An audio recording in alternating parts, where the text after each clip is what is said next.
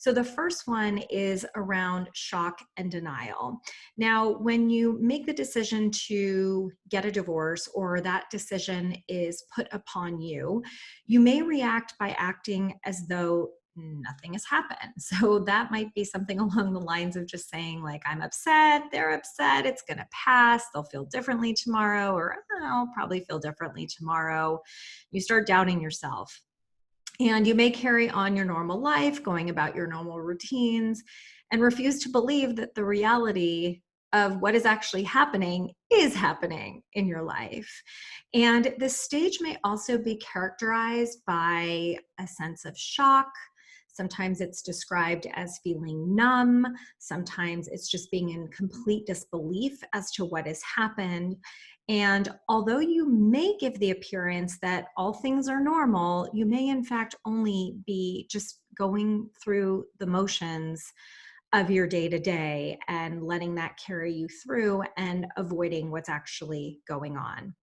So, number two is pain and fear. So, of course, you're going through, I think, the largest and most enormous change in your life.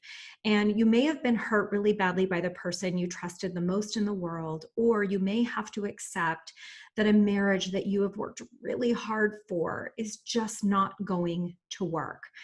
And this is typically, or what you typically might be saying to yourself is, how could he do this to me? Is he being so selfish? Or how did I mess this up? What did I do wrong? And as the denial wears off, the reality of your situation starts sinking in, right? That's why you're saying those things to yourself. And so you may be feeling the loss that is happening is completely unbearable. And in some cases, you feel like you're making other people's lives harder because of what it is that you want and need.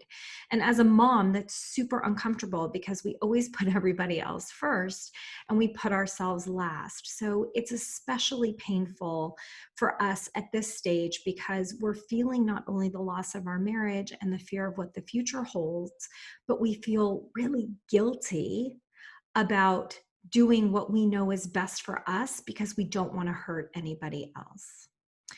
And then the next stage that people experience, and again, this is not meant to be in any order, it's just the different stages, is anger. And this is usually when you're looking for someone to blame for what is happening in your life. And listen, you could very easily have completely justifiable anger towards your ex-spouse, or you may feel anger towards your in-laws, your own parents, friends, maybe even your kids. And this is the place where you may lash out. You may be telling, God or a higher power, universe, spirit, whatever resonates for you, that you'll do anything they ask if only they would provide you with some relief from what it is that you're feeling.